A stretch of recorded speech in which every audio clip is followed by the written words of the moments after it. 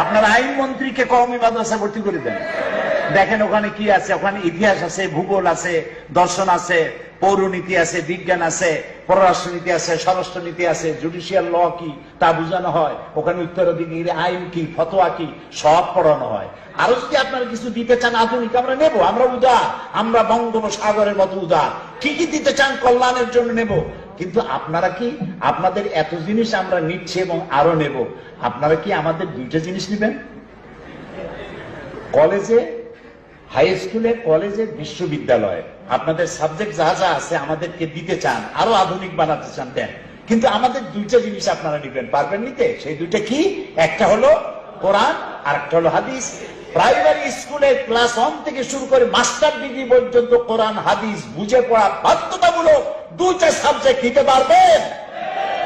এই প্রস্তাব যদি করি তাহলে আপনার শিক্ষামন্ত্রী, আইনমন্ত্রী সুদ্ধা সাকরাতুল মউত শুরু হয়ে যাবে। সহ্য করতে পারবেন না আপনারা। তার মানে হলো এটা সহ্য করতে পারবেন না কেন? কারণ হলো মানুষগুলি যদি সব সৎ হয়ে যায়, চরিত্রবান হয়ে যায়, তাহলে আপনারা হালুয়া রুটির ভাগে কম পড়ে যাবেন। তাফসীর মাহফিল কেন বন্ধ করেন তা কি বুঝি না। তাফসীর মাহফিল বন্ধ করেছেন কি কারণে? তাফসীর মাহফিলে বুড়া মানুষ আসে না, শুধু বুড়া মানুষ যদি আসে 5%, তো ওভার 95% আসে তরুণ যুবক এসে ভরে যায় মাহফিলে। বাংলাদেশের এমন কোন মাঠ নাই যে মাঠে জায়গা দিতে পারে এত মানুষ হয়। ওরা বলে যে কোরআনের নামে অপব্যাখ্যা হয়। আচ্ছা, অপব্যাখ্যা কে বলতে পারে? যে ব্যাখ্যা জানে সেই তো বলবে অপব্যাখ্যা। তুমি কি ব্যাখ্যা জানো? কোরআন বানান করে কেমনে তা জানো?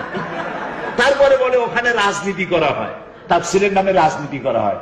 আচ্ছা, তাফসীরের নামে যদি রাজনীতি হয়, তাহলে গত প্রায় এক অর্ধ শতাব্দীর কাছাকাছি সময় আমি তাফসীর করেছি, আলহামদুলিল্লাহ। অন্যরা করেছেন, আমি কিন্তু মুফাসসিরে কোরআন লোকেরা আমাকে বলে, কিন্তু আমি জানি আমি কে। আমি তালিবে ইলম, কোরআনের একজন ছাত্র মাত্র। তো বিগত 45 বা 50 বছর যে তাফসীর করলাম, তাতে তো শুধু আমার হাতে হাত রেখে যারা মুসলমান হয়েছে তাদের সংখ্যা 600-এর কাছাকাছি চলে গেছে। তো আপনি আমাকে বলেন রাজনৈতিক বক্তৃতা শুনিয়া কোন অমুসলিম ইসলাম কবুল করেছে সারা দুনিয়ায়, এর একটা দৃষ্টান্ত শুনতে চাই, বলেন।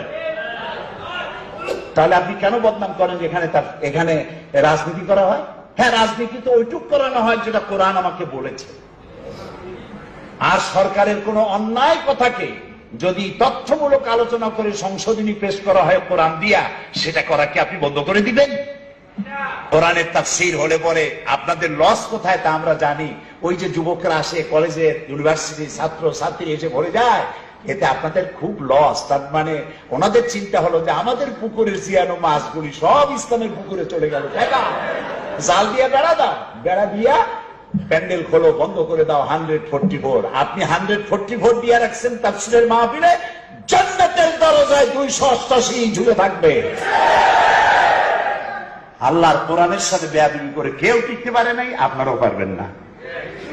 সেই জন্য শিক্ষা ব্যবস্থা, ডক্টর কুদরতে খোদা শিক্ষা কমিশন রিপোর্ট অনুযায়ী শিক্ষা ব্যবস্থা যেটা প্রণয়ন করার জন্য সরকার বদ্ধপরিকর হয়েছে, এটা আমরা হতে দেব না। এবং একজন নাস্তিককে দিয়ে কমিটি গঠন করবেন। বাংলাদেশে আলেম নাই, আপনার কমিটিতে আলেম নাই কেন? আপনাকে বাংলাদেশে আলেমদের অভাব আছে? বড় বড় আলেম হিসেবে পরিচিত, জনগণ শ্রদ্ধা করে, সম্মান করে, সরকারের পাঁচটা গোলাম নয়, বরং হক কথা বলে, এই ধরনের বড় বড় আলেম নাই? সেই সব আলেমদের দিয়ে কমিটি গঠন করেন। আপনাদের লোক রাখেন, আমাদের লোক রাখেন। আর কওমি মাদ্রাসার বিরুদ্ধে অবস্থান নেবেন না, মাদ্রাসার বিরুদ্ধে অবস্থান নেবেন না। কেউ টিকতে পারে নাই, আপনারাও টিকতে পারবেন না। সেই জন্য আমি বিশেষভাবে অনুরোধ করতে চাই, আজকে মাদ্রাসার ব্যাপারে যে সমস্যার সৃষ্টি হয়েছে, এই সমস্যা উত্তরণের জন্য আপনাদেরকে জাগ্রত হতে হবে। আপনারা থানায় থানায় আজকের ভাবে সমাবেশ করলেন, থানায় থানায় গিয়ে, ইউনিয়নে গিয়ে জনতাকে বুঝান কুদরতে খোদা শিক্ষা কমিশন রিপোর্টটা আসলে কি, তারা কি বানাতে চায়। মানুষকে সেই তথ্যগুলি ভালো করে বুঝাবার জন্য আপনারা চেষ্টা করবেন। এবং এজন্য প্রয়োজন হবে আমাদের পূর্বপুরুষ যারা আম্বিয়া আলাইহিমুস সালাম, যাদের অনুসারী আমরা, তারা এই দিনকে প্রতিষ্ঠিত করতে এসে তাদের, আচ্ছা আগে বলেন, নবীদের চাইতে শ্রেষ্ঠ চরিত্র পৃথিবীতে কারো ছিল বা আছে? নাই। তো তাদেরকে তো জীবিত নবীকে করাত দিয়ে চিরে দ্বিখণ্ডিত করা হয়েছে, তাদেরকে হিজরত করতে হয়েছে, মার খেতে হয়েছে, গালি শুনতে হয়েছে, সাহাবায়ে কেরামদের মার খেতে হয়েছে। এরপরে আরো যারা ছিলেন আইম্মায়ে মুজতাহিদিন, সালফে সালেহিন, আকাবেরে দ্বীন, এটা তো সকলেরই হয়েছে। সেদিন গত পরশুদিন আমি রাজশাহীতে বলতেছিলাম যে এই ব্রিটিশ খেদাও আন্দোলনে ওলামাদের অবদান ছিল সব থেকে বেশি।